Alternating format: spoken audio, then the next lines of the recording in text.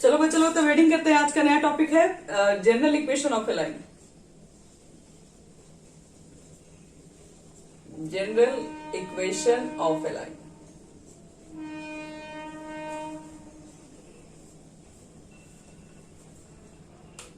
देखो, general equation of line का पहले मतलब समझते हैं क्या है और इसमें हम लोग को क्या क्या सीखना होता है।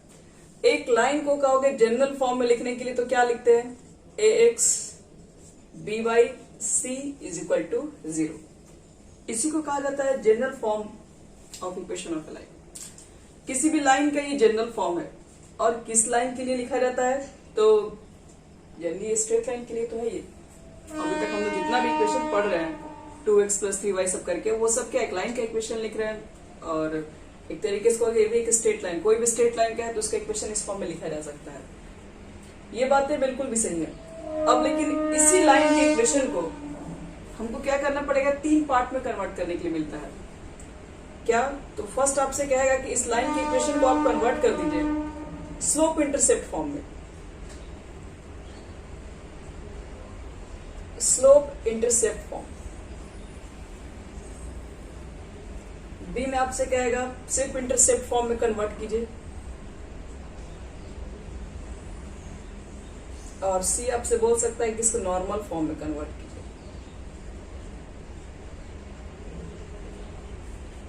यानी आपके पास जो ये जनरल इक्वेशन ऑफ जो लाइन दिख रहा है, इसको स्लोप इंटरसेप्ट फॉर्म में कैसे कन्वर्ट करोगे? तो सबसे पहले मुझे आप ये बताइए कि स्लोप इंटरसेप्ट फॉर्म होता क्या है, उसका क्या इक्वेशन होता है? तो y is equal to mx plus c, ये स्लोप है और ये इंटरसेप्ट फॉर्म का इक्वेशन होता है। बताओ तो सिर्फ इंटरसेप्ट फॉर्म का क्या होता है इक्वेशन? सिर्फ intercept form x by a plus y by b is equal to 1, इसको इंटरसेप्ट फॉर्म बोलते हैं। और थर्ड नॉर्मल फॉर्म क्या होता है, जो हम लोग कल पढ़े थे? x cos alpha y sin alpha is equal to. तो कहने का मेरा मतलब ये है कि ऐसे कोई जनरल इक्वेशन ऑफ लाइन लिखा रहेगा, आप उसको इस फॉर्म में कैसे लाएंगे, आप इसको इस फॉर्म में कैसे लाएंगे और आप इसी लाइन को इस फॉर्म में कैसे लाएंगे, हम लोग को यही इस चैप्टर में करना है। तो चलो स्टार्ट करते हैं। हम सबसे पहले इसको इस फॉर्म में कन्वर्ट करते हैं, यानी स्लोप इंटरसेप्ट फॉर्म में कन्वर्ट करते हैं। देखो कैसे कन्वर्ट करेंगे, ध्यान समझना। जैसे कि मेरे पास इक्वेशन है ax plus b y plus c is equal to 0। ये इक्वेशन ऑफ लाइन है। आपको इस फॉर्म में अगर कन्वर्ट करना चाहते हैं तो इसका मतलब है यहाँ पे y को सेपरेट करना पड़ेगा, तो यहाँ पर भी y को सेपरेट रखिए। तो b y is equal to कितना हो जाएगा बोलो? तो बी वाई को छोड़ के बाकी दोनों कोई साइड लेके जाए, तो माइनस ax माइनस सी। तो y इज इक्वल टू क्या होगा बच्चे लोग? क्योंकि मुझे y को अकेले करना है यहाँ पे, तो a बाई बी होगा और c बाई बी होगा। हम क्या कर दिए? b को हटा दिए यहाँ से, तो b को हटाने के लिए 20 में डिवाइड कर दिए, इतना हो जाएगा। अब मुझे अगर इसको इस फॉर्म में अगर लिखना है तो थोड़ा ढंग से लिखना पड़ेगा। उसको माइनस a बाई बी को ब्रैकेट में लिख दो और plus minus c by b को ब्रैकेट में रख दो।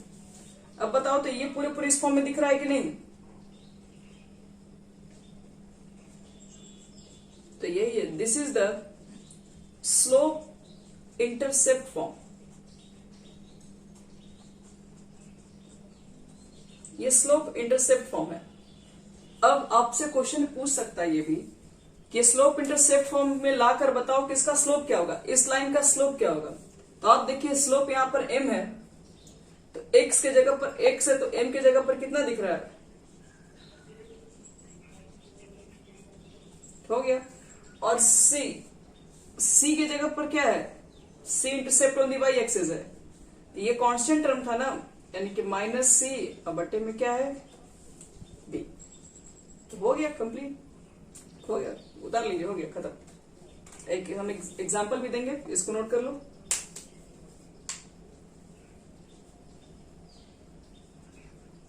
हो गया।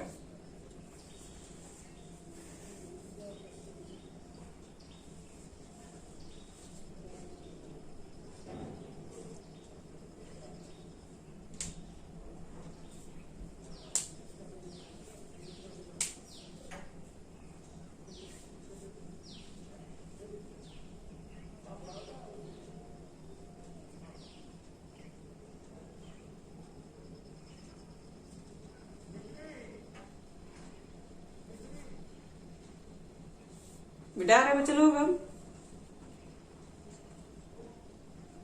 अच्छा,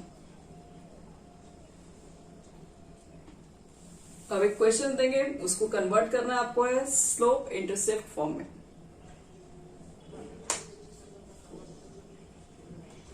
चलो बच्चे लोग, अब देखो स्लोप इंटरसेप्ट फॉर्म में देखो क्वेश्चंस क्या होगा। जैसे मान लो एक क्वेश्चन हम दिए अगर इस तरीके से, मान लो ऐसे ही √3x plus y plus 2 is equal to 0, और आपसे कहा गया कि आप इस इक्वेशन ऑफ लाइन को स्लोप इंटरसेप्ट फॉर्म में कन्वर्ट करो। तो सबसे पहले क्या करेंगे यहाँ पे हम लोग, y लाएंगे और y इज इक्वल टू कितना लिखेंगे,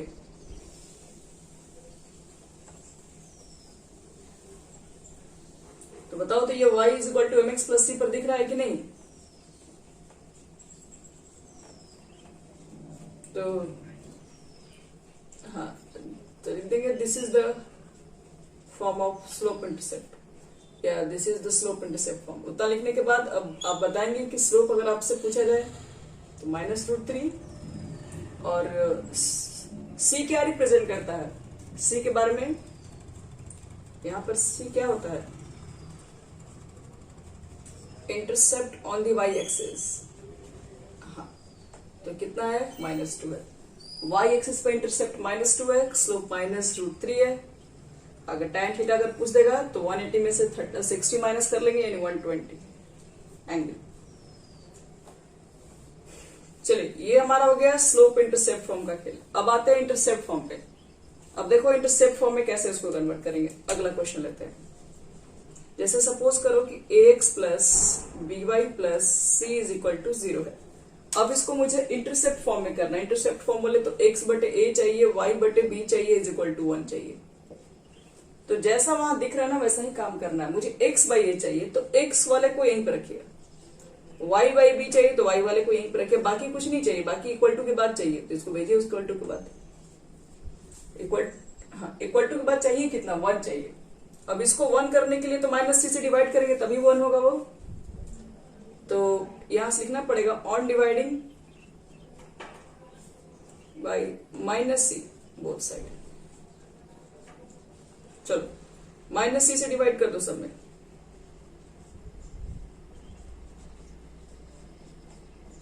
यहां पर तो 1 हो जाएगा। देखो तो इसको इतना लिख सकते हैं, a को नीचे लाके -c बाई a, क्योंकि ऊपर जाएगा तो फिर a से मल्टीप्लाई तो हो ही जाएगा।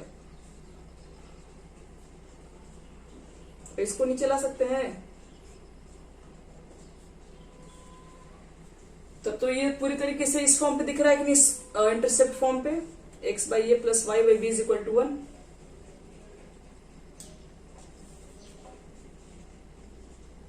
तो क्या लिख देंगे, this is the intercept form. Intercept form में याद रखना एक चीज, x ऊपर सिंगल चाहिए, y ऊपर सिंगल चाहिए, राइट साइड 1 चाहिए, नीचे कोई भी कांस्टेंट चल सकता है। इसी को स्लोप इंटरसेप्ट फॉर्म कहते हैं बच्चों लोग।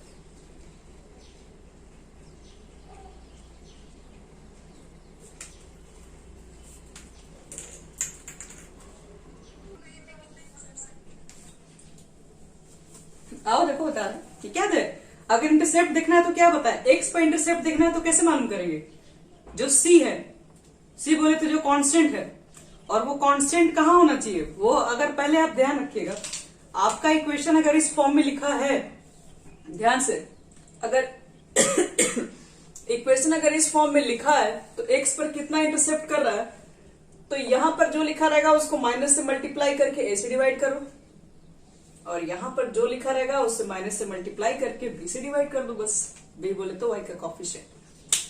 जैसे मेरे पास एक क्वेश्चन ऊपर पहले से ही है, आओ उसी को ही चेक कर लेते हैं। इसको सिर्फ इंटरसेप्ट फॉर्म में लिखना है, कैसे लिखोगे, तो पहले रूल क्या बताया मैं, रूल के अकॉर्डिंग सबसे पहले 2 को भेजेंगे राइट हैंड साइड, भेजिए।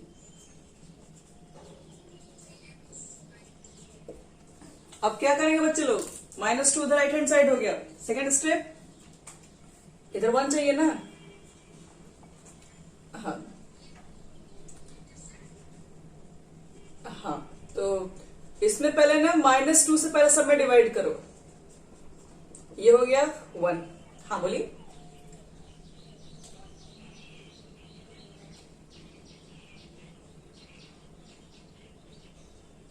हाँ,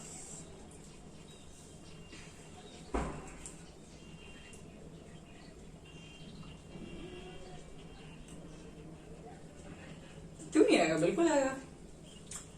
ये वाला ए चला जाएगा ऊपर, एलसीएम ले लोगे सी, देखो यहाँ पे दिखा रहा है, ये ए चला जाएगा ऊपर, बी चला जाएगा ऊपर, एलसीएम होगा माइनस सी, तो x plus b is equal to minus c, इसको वापस लेंगे तो ये ना आ जाएगा।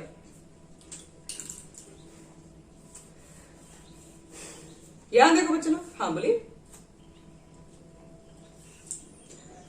अब देखो कि मुझे बताओ कि ये इंटरसेप्ट फॉर्म में है अभी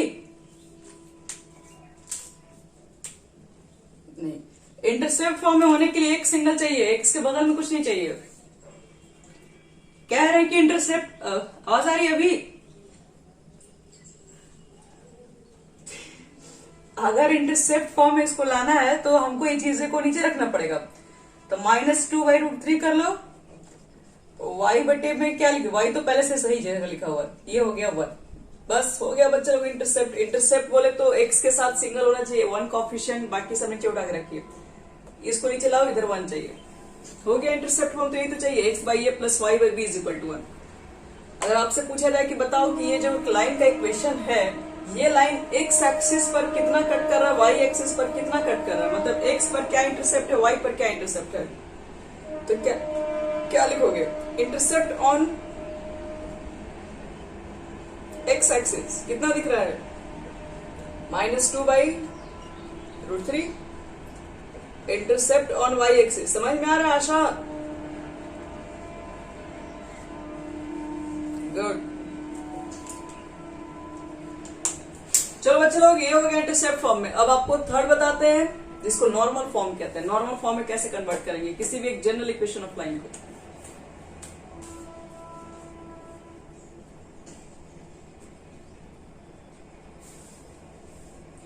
इसको मिटा दिया जाए, क्या कहते हो पब्लिक लोग? ठीक है,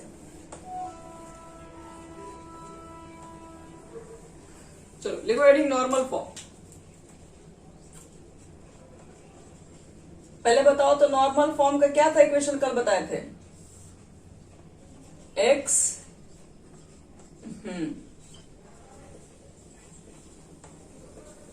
चलो गुड, ये नॉर्मल फॉर्म का बच्चे इक्वेशन है। और तुमको ये जो चीजें हैं कहां से लेके आनी है, तो इससे लेके आना है, ax + by + c = 0। कहो ये तो बहुत खतरनाक है, इसमें तो कहीं साइन कॉस नहीं, साइन कॉस अपने मन से क्या आ जाएगा, नहीं आएगा, लेकिन ला तो सकते हम लोग हैं सब कुछ। यहां देखो क्या करेंगे हम लोग, सबसे पहला काम यही आपका है कि x और y को यहीं रखिए, अब p को भेजिए उस साइड, बोले तो जिसमें x y नहीं है उसको उधर भेजिए, तो इसमें x है और इसमें y है, नहीं है तो भेजो उधर। अब p जो था वहां पे length of perpendicular from the origin था, तो लेंथ तो कभी निगेटिव होने वाला नहीं है, इस बात को तो ध्यान रखना पड़ेगा। तो देखो यहाँ पर करते क्या हम लोग, थोड़ा ध्यान समझना, इसमें माइनस से मल्टीप्लाई कर दो सब में,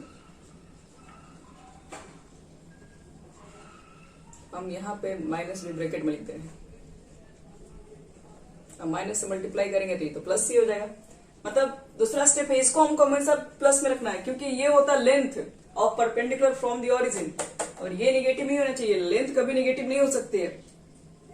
क्या बोलोगे कि आपकी हाइट -5 फीट है, तो लेंथ कहां से नेगेटिव आ जाएगा, ये स्टेप समझ में नहीं है। माइनस से मल्टीप्लाई कर दो, माइनस माइनस माइनस, तो माइनस से मल्टीप्लाई करोगे तो माइनस से मल्टीप्लाई करोगे तो माइनस भी, माइनस से मल्टीप्लाई करोगे तो प्लस सी हो जाएगा। आगे समझ में, सी हमेशा हमको पॉजिटिव चाहिए, ध्यान रखिएगा। अब अगला स्टेप क्या होता है वो समझिए, इसका जो नेक्स्ट स्टेप होता है वो x और y का जो कॉफिशिएंट है उसको स्क्वायर करके रूट निकालो। कहोगे नहीं समझ में क्या बोले, फिर से सुनो ध्यान से हम क्या बोल रहे हैं। x और y का जो कॉफिशिएंट है, x का कॉफिशिएंट माइनस है, y का कॉफिशिएंट माइनस भी है, जब स्क्वायर करेंगे तो पॉजिटिव, स्क्वायर करेंगे तो पॉजिटिव, दोनों को ऐड करके उसका रूट निकालो। सेम कंडीशन यहां पर भी अप्लाई कर दो, और सेम कंडीशन यहां पर भी, क्यों? क्योंकि अपने मन से थोड़ी ना लिख दोगे, करना पड़ेगा सब जगह। और इस तरह का जिस दिन इक्वेशन ला दोगे तो कहते ये है एक्स कॉस अल्फा के जैसा दिखता है, वाई साइन अल्फा है, और ये है पी के फॉर्म में। यही है बच्चे लोग general equation of line in normal form. की बताओ कॉस अल्फा की जगह पर कितना लिखा हुआ है?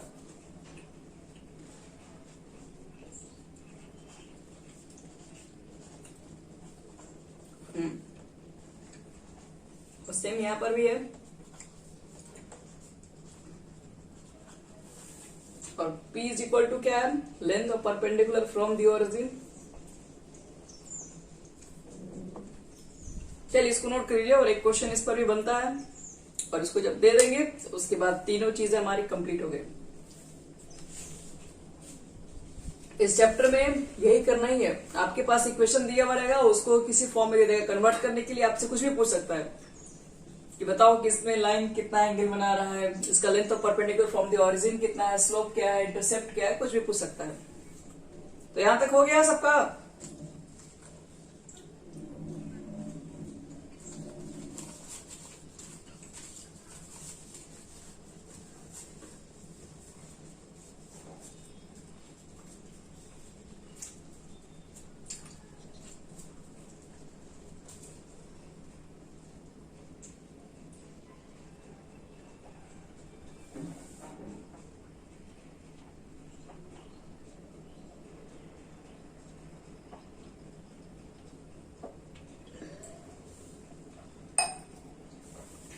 हो गया बच्चे लोग? चलो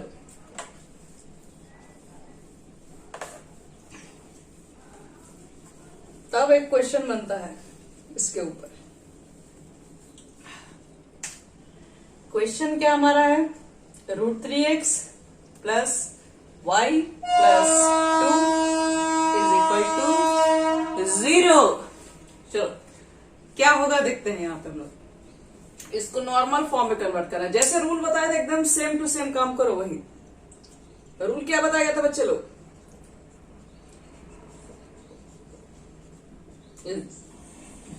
वेरी गुड। सेकेंड स्टेप बताओ।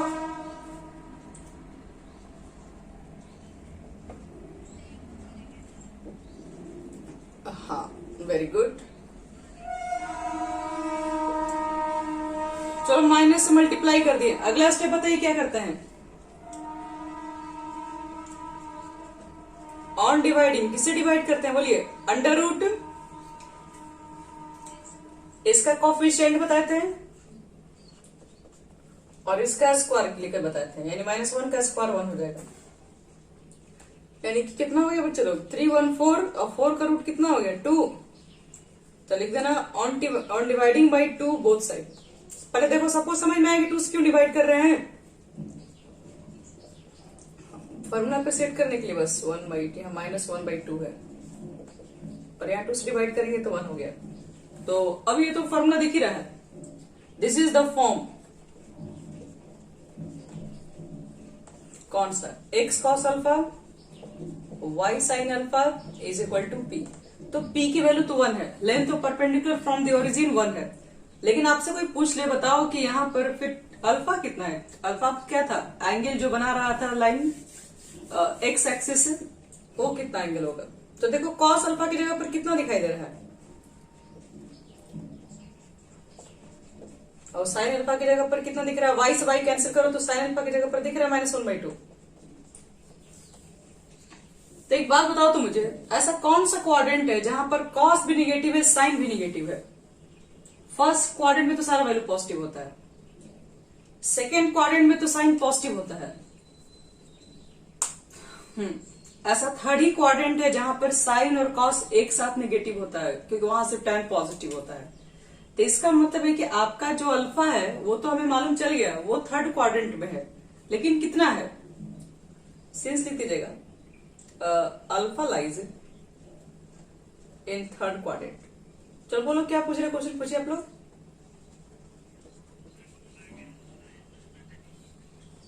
ये ट्रिग्नोमेट्रिक में यहाँ पर ऑल चीज पॉजिटिव होता है, वहां पे सारे ट्रिग्नोमेट्रिक वैल्यू पॉजिटिव होते हैं। यहाँ पर साइन और क्या होता है? कॉसेक होता है पॉजिटिव।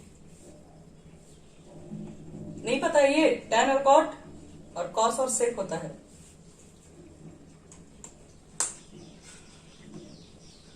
अच्छा कोई बात नहीं, ये ध्यान रखना है, जहां पर दोनों निगेटिव है वो तुम्हारा थर्ड क्वाड्रेंट है, जहां पर साइन पॉजिटिव है वो फर्स्ट और सेकंड क्वाड्रेंट है।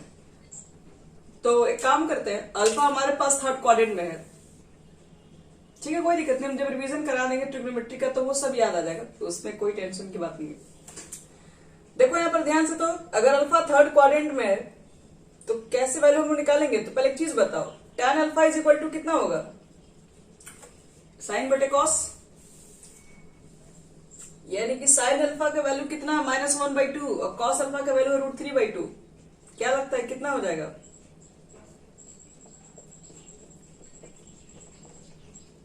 और 1/√3 tan में कितना का मान हो जाएगा?